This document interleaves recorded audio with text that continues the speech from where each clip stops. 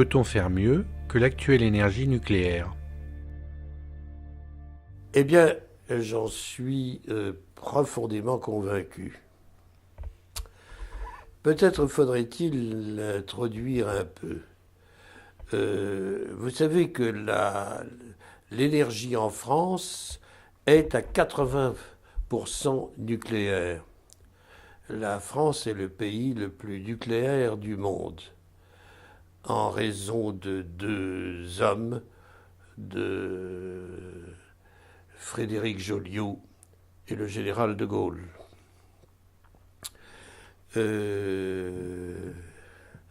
Vous savez que un ministre anglais de cette époque, c'est-à-dire de l'après-guerre, a dit que la France n'a pas de charbon, la France n'a pas de pétrole, mais la France a des idées. On ne pouvait pas nous faire un plus beau compliment. Et donc ça a été considéré comme une victoire tout à fait énorme qui a de fait assuré la prospérité de la France depuis, je n'ose plus dire combien, mais enfin 50 ans ou 60 ans, quelque chose comme ça. Cela étant, l'énergie nucléaire est-elle sans défaut? Non, malheureusement, elle n'est pas sans défaut. Le principal défaut, c'est qu'elle repose sur les réserves d'uranium que nous avons dans le sol et qui nous sont accessibles. Ça, c'est tout à fait capital, parce que ces réserves ne sont pas infinies, elles s'épuiseront, et avec elles, la forme actuelle de l'énergie nucléaire. Donc, rien que pour ça, il faut déjà prévoir la suite. D'autre part, la France n'a jamais eu d'accident nucléaire. Cela étant, ce serait malhonnête de dire que ces accidents sont inexistants. Ils peuvent évidemment arriver. Ils sont arrivés dans d'autres endroits. Ils pourraient arriver en France. Alors, il serait bon d'éliminer, entre parenthèses, la catastrophe nucléaire du Japon. Ça n'a tout simplement aucun rapport. C'est un tsunami, c'est-à-dire une énorme tempête. Cette tempête a dévasté une centrale nucléaire. Et alors évidemment, il y a eu des effets nucléaires au deuxième degré, mais ce n'est pas du tout la cause de la catastrophe. Mais il n'empêche que c'était une catastrophe. Et il n'empêche que si, après tout, à la place de ces usines nucléaires classiques, il y avait eu des usines plus innocentes, si je puis dire, eh bien la catastrophe japonaise aurait pris des moindres proportions.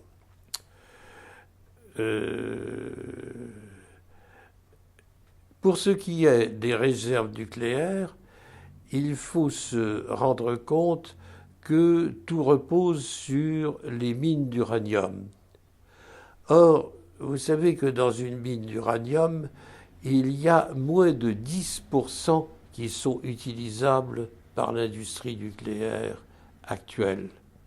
C'est-à-dire une très petite proportion qui correspond à un isotope particulier de l'uranium qui porte le nom d'uranium 235. Tout le reste, c'est de l'uranium 238, noble matériau, qui a plein de propriétés importantes et qui un jour certainement sera exploité, mais qui pour l'instant ne l'est pas. Donc non seulement les réserves d'uranium sont limitées, mais en plus, nous ne puisons dedans que à peu près 7%. Excusez-moi, j'ai un trou de mémoire, je ne sais plus si c'est 7% ou 0,7%. Le lecteur corrigera de lui-même. Ça doit être 0,7 en réalité.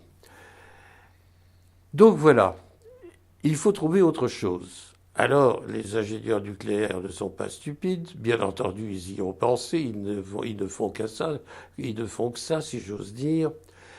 Et l'idée est la suivante, c'est que l'industrie nucléaire actuelle repose sur une grande découverte de Frédéric Joliot-Curie, qui est la désintégration en chaîne de l'uranium.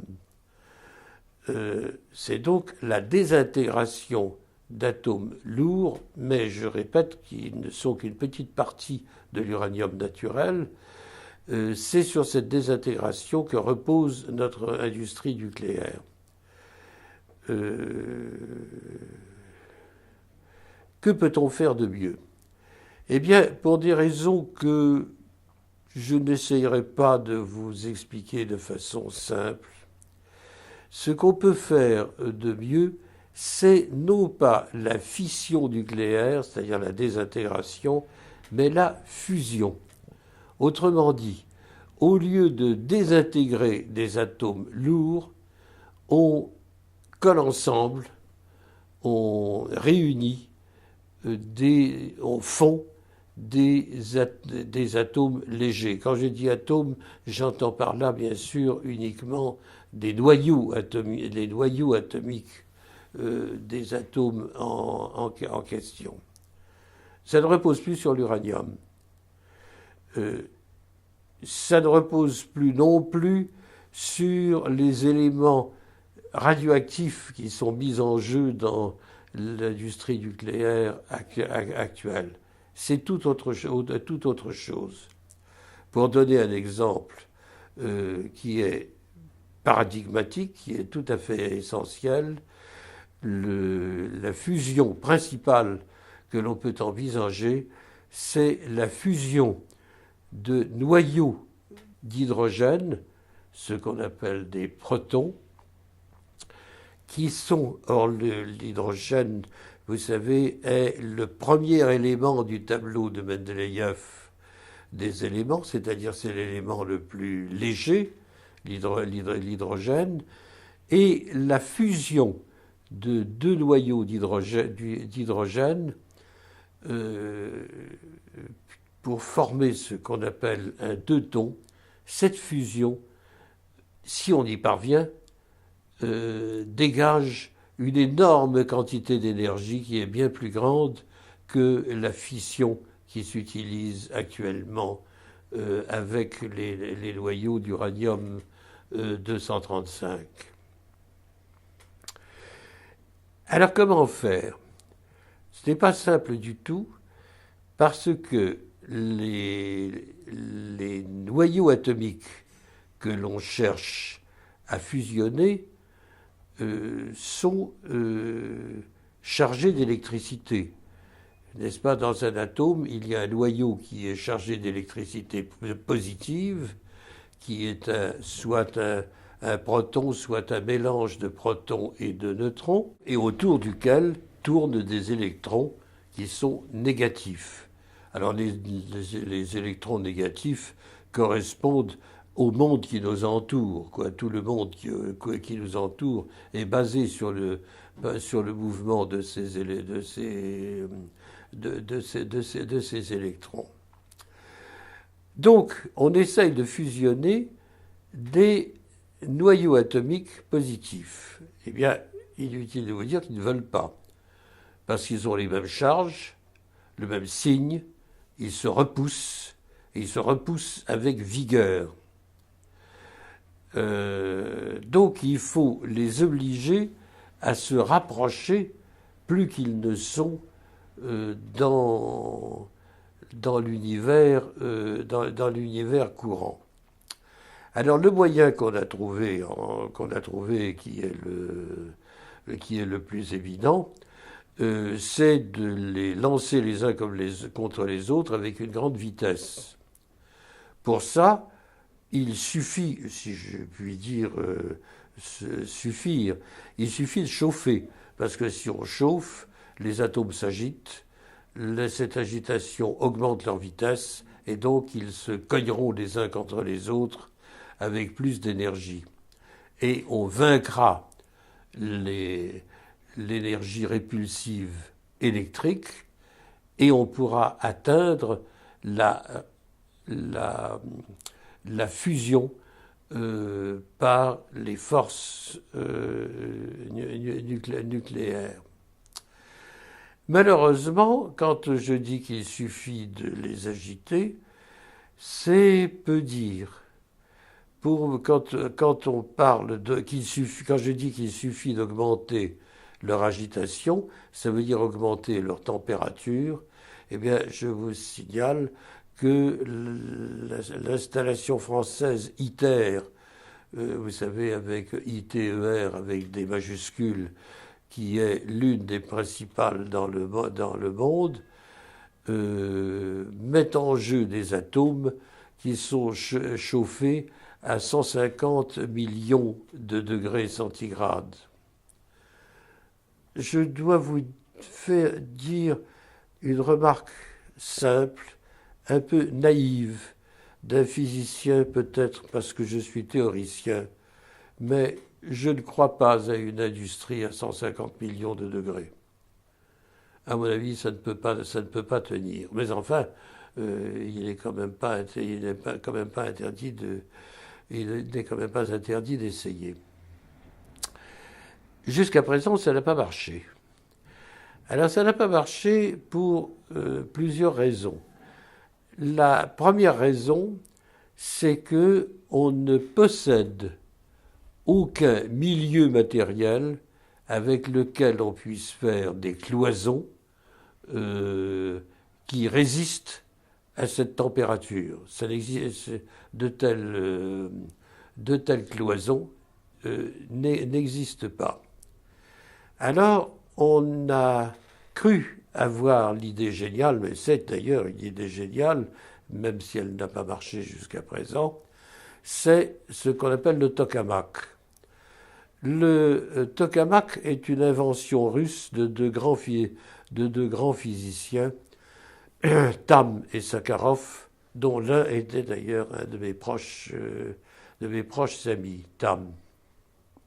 Ils étaient tous les deux prix Nobel de physique. Et l'idée qu'ils ont eue est d'une navrante simplicité. Ils se sont dit, il n'y a qu'à faire tourner les protons, qui sont donc électrisés plus, autour d'un champ magnétique, car c'est leur tendance naturelle que tourner autour d'un champ magnétique. Et si on fait un champ suffisamment intense, ils vont se rapprocher sans avoir jamais à se rapprocher d'aucune paroi matérielle. C'est parfaitement exact. Et c'est ce qu'on peut appeler une idée géniale. Ça ne fait pas de doute. Malheureusement, ça n'est pas si simple. C'est que pour rapprocher suffisamment les noyaux atomiques en les faisant tourner dans un tokamak, il faut des champs magnétiques gigantesques, et le tokamak devient instable. Et donc, il ne marche plus. Alors, il faut dire que la stabilité du mouvement est un domaine auquel les physiciens russes excellent. Ils ont certainement les meilleurs spécialistes du monde de stabilité du mouvement. Eh bien, ça n'a pas marché. Ils n'ont pas réussi à vaincre les instabilités qu'ils avaient provoquées de cette façon. Donc le tokamak ne suffit pas. Alors, je passerai sur toutes les idées, toutes plus remarquables les unes que les autres, avec lesquelles on a essayé d'améliorer ce système. Disons simplement que jusqu'à présent, on n'y est pas parvenu. C'est là que j'entre modestement en scène par une toute petite porte. Je dois vous dire que je ne suis pas physicien nucléaire de profession. Je connais la physique nucléaire, bien entendu, parce que je suis un physicien de certains niveaux, mais ce n'est pas mon domaine. Et donc, j'ai appris incidemment ce que les astrophysiciens savaient depuis longtemps, mais moi qui étais plus collatéral, je ne le savais pas.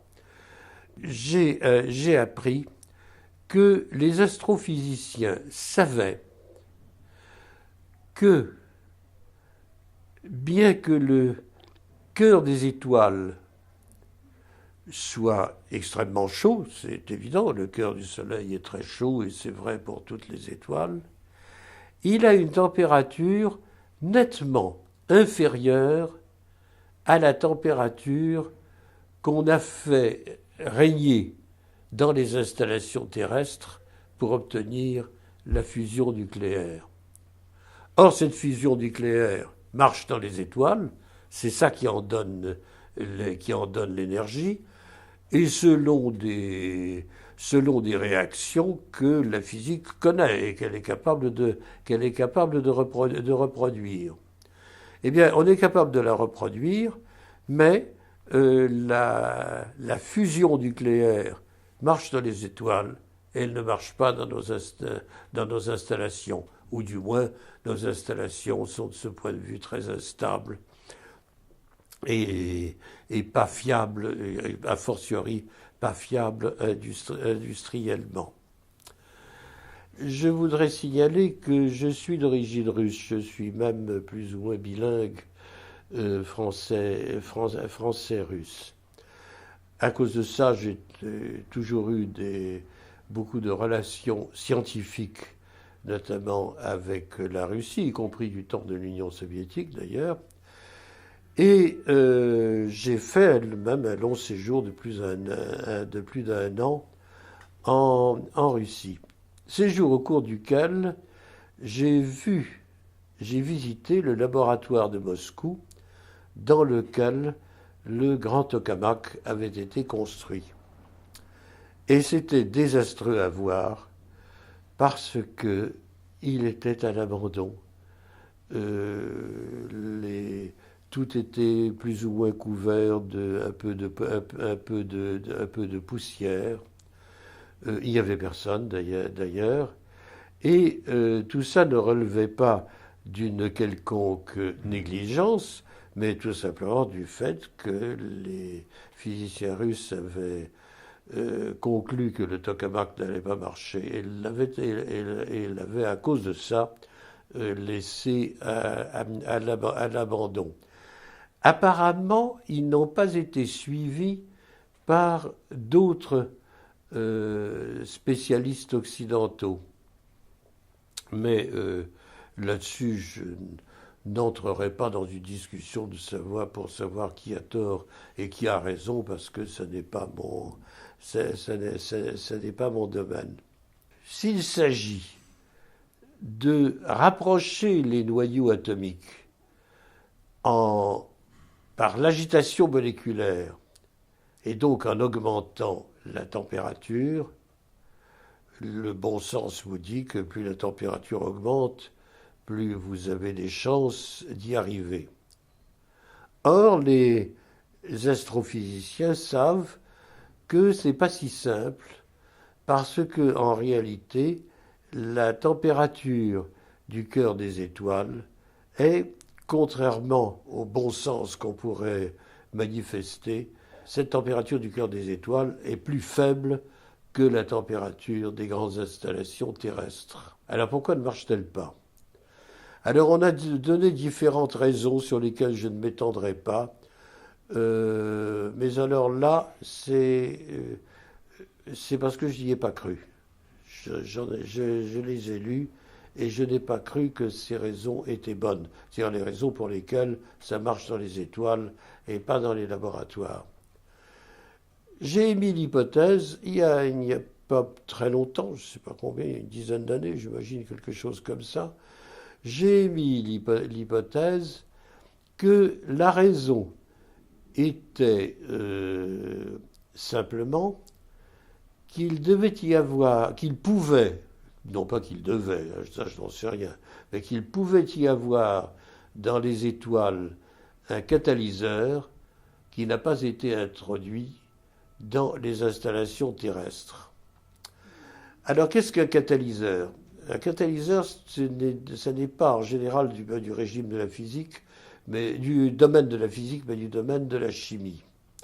Quand on fait certaines réactions chimiques, on peut les accélérer et même passer de l'impossible au possible en ajoutant un corps supplémentaire dans le mélange chimique initial, et un corps supplémentaire qui est en faible quantité en général, beaucoup plus faible que les corps qui sont introduits dans la réaction, et ce corps supplémentaire a la propriété d'accélérer la réaction, ou de la rendre même possible alors qu'elle ne l'était pas, mais il n'y prend pas part.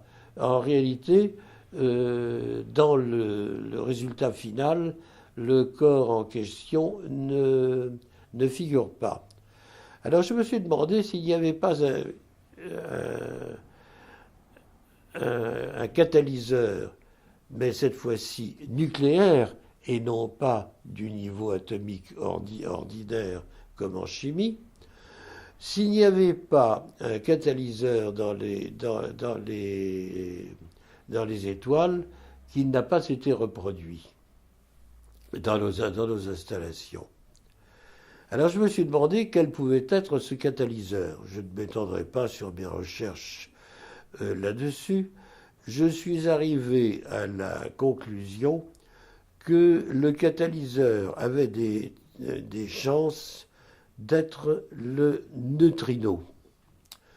Le neutrino est un oiseau rare de la physique nucléaire, dont l'existence a été prévue par le célèbre physicien Pauli. C'est une particule de masse au repos nulle, qui ne doit sa masse qu'au mouvement, et qui intervient dans la catégorie des interactions nucléaires qu'on appelle les interactions faibles, dans lesquelles il joue un rôle déterminant. Pendant longtemps, on n'y a pas cru, et puis on a fini par démontrer que Pauli avait raison, et on a réussi à isoler le neutrino. Ce sont deux grands physiciens américains qui sont parvenus. Les grands phénomènes de désintégration notamment et d'interaction mettent en jeu des neutrinos. Ça, c'est connu. D'ailleurs, c'est tout simple. Si on s'approche d'une centrale nucléaire, eh bien, le nombre de neutrinos augmente radicalement. Il vient de l'intérieur des réacteurs. Puisque nous en sommes aux neutrinos, c'est-à-dire aux particules ultra légères, peut-être est-ce le moment de souligner une chose, c'est que tout ce dont nous allons parler maintenant concerne des particules légères et pas du tout les particules lourdes qui concernent généralement la physique nucléaire. Alors, en fait, de particules légères, jusqu'à présent, l'énergie est tirée de l'uranium qui est de la fin du tableau de Mendeleïev, donc qui est un élément très lourd. Eh bien, dites-vous que ce dont nous allons parler maintenant, c'est de l'extraction de l'énergie de la fusion entre particules légères, ça je l'ai déjà dit, mais en particulier, tout simplement, l'eau. et que l'eau peut devenir la principale la source de notre énergie. Est-ce à dire que que si on le fait, c'est une révolution scientifique et industrielle. Alors donc, je disais que le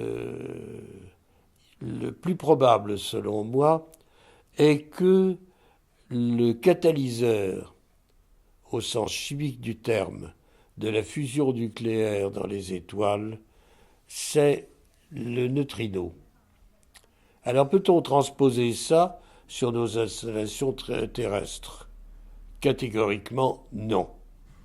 Tout simplement parce que nous ne possédons pas des sources de neutrinos suffisamment importantes et que, en plus d'ailleurs, les neutrinos étant neutres électriquement, leur fâcheux défaut est de s'éparpiller dans toutes les directions et de ne pas être contrôlable. On ne peut pas fabriquer des faisceaux de neutrinos. Mais on peut faire autre chose. Il y a quelques années, j'ai découvert une nouvelle particule qui s'appelle un monopole magnétique. Un monopole magnétique, c'est une chose qu'on comprend dans sa définition facilement. C'est une particule qui est porteuse d'une charge magnétique de signes déterminés, plus ou moins, exactement comme un neutrino, comme un proton est électriquement positif, un électron est électriquement négatif, un monopole peut être plus positif ou négatif, mais non pas avec une charge électrique, mais avec une charge magnétique. Je ne m'étendrai pas sur l'histoire du monopole. Il faut bien dire que l'histoire du monopole remonte à l'un des plus grands physiciens de tous les temps, qui était James Clerk Maxwell, le fondateur de la théorie électromagnétique de la lumière. C'est lui qui avait deviné qu'il devait y avoir des monopoles. Depuis lors, on n'a jamais lâché tout à fait cette idée, mais il s'agissait de monopoles qui étaient supposés très lourds. Il faut dire d'ailleurs que l'une des raisons simples pour lesquelles on le supposait très lourd, c'est que comme on ne l'avait jamais vu, on en a conclu qu'il fallait une énorme énergie pour le créer. Or, voilà que j'ai eu à ce sujet une idée entièrement nouvelle. J'ai été pour ma part un spécialiste en mécanique quantique d'une équation très célèbre qui est l'équation de Dirac. L'équation de Dirac, c'est l'équation de l'électron et qui est l'un des miracles de la mécanique quantique. Pour vous l'illustrer, on a mis 20 ans après la découverte de l'équation avant de trouver un seul petit effet physique et tout petit que l'équation n'avait pas prévu. C'est la seule fois, je pense, qu'il y a eu un miracle comme ça dans la découverte d'une équation de la physique. Alors, j'ai été pendant très longtemps, je le suis d'ailleurs toujours, un spécialiste de cette équation de Dirac. Et ce que j'ai découvert il y a quelques années, c'est ceci. Vous savez que la mécanique quantique ne décrit pas le monde à partir de particules, mais à partir d'ondes. C'est largement sous l'influence d'ailleurs de mon illustre maître Louis de Broglie. Donc, on décrit le monde à travers des ondes. Quand je parle de l'équation de Dirac qui décrit l'électron, cette équation est une équation d'onde. C'est une équation d'onde compliquée, mais c'est quand même une équation d'onde. Et alors, ce que j'ai découvert, c'est que il y a a priori deux sortes d'équations de Dirac possibles, des équations qui correspondent à des particules qui sont porteuses d'une masse, et d'autres qui n'ont pas de masse. Alors, il faut dire que la mécanique quantique, la mécanique en général des particules ne recule pas devant ce genre de choses. Une particule qui n'a pas de masse, c'est une particule qui n'a pas de masse au repos. Mais quand elle se met en mouvement, comme elle est toujours en mouvement, c'est ce mouvement qui va déterminer sa masse. Donc il y a deux sortes en réalité d'équations de Dirac. Il y a celle pour laquelle il y a une masse et celle pour laquelle il n'y en a pas. Celle pour laquelle il y a une masse, c'est là que ça a été sa grande victoire, parce qu'elle a été identifiée comme étant l'équation de l'électron. L'équation de Dirac sans masse n'a à peu près pas été étudiée, sauf dans un cas particulier. C'est que mon maître Louis de Broglie a fait une théorie de la lumière, c'est-à-dire qu'il a retrouvé les équations de Maxwell à partir de l'équation de Dirac. Je ne peux pas dire ici pourquoi, parce que la raison est assez compliquée. Mais chez de Broglie, il y avait quand même une masse. C'est-à-dire que le photon d'Einstein n'avait pas de masse, mais le photon de Broglie en avait une qui était extrêmement faible, mais qui n'était pas nulle. Là, je parle de la simplification d'une équation de Dirac qui n'a pas de masse. Et ce que j'ai montré dessus, c'est que il y avait deux sortes d'ondes dans l'équation de Dirac. Qu'il y avait une sorte d'onde avec la masse et une autre sorte d'onde, mais qui en tant qu'onde est tout à fait différente, dans l'équation de Dirac qui n'a pas de masse. Et donc, on se trouve devant deux ondes très différentes et la différence est si grande que j'ai démontré que de même que l'équation de Dirac qui avait une masse était rapportée à l'électron, eh bien les ondes de Dirac qui n'ont pas de masse sont rattachées à un monopôle magnétique, c'est-à-dire à une particule qui n'est plus porteuse d'électricité mais de magnétisme, plus ou moins. Et ce monopôle magnétique possède les propriétés d'une particule qui a une charge, simplement cette charge n'est pas la même. Alors dans les deux cas, il faut avoir présent à l'esprit que de tout temps, depuis que l'électromagnétisme a été créé, on connaissait l'électricité et le magnétisme. En quoi le monopôle peut-il intervenir dans la fusion ? Alors, en quoi peut-il intervenir dans la fusion ? Eh bien, parce que le monopôle est magnétique, mais il est également porteur de ce qu'on appelle en physique nucléaire les interactions faibles, c'est-à-dire les interactions qui sont responsables de ce qu'on appelle la radioactivité bêta. Vous vous rappelez sans doute parce que ça se raconte à l'école qu'il y a 3 sortes de radioactivité. La radioactivité alpha qui émet des particules électrisées plus et lourdes qui sont les particules alpha. Les particules bêta qui sont en fait des électrons, et c'est la radioactivité bêta, et les électrons sont porteurs d'une charge négative électrique.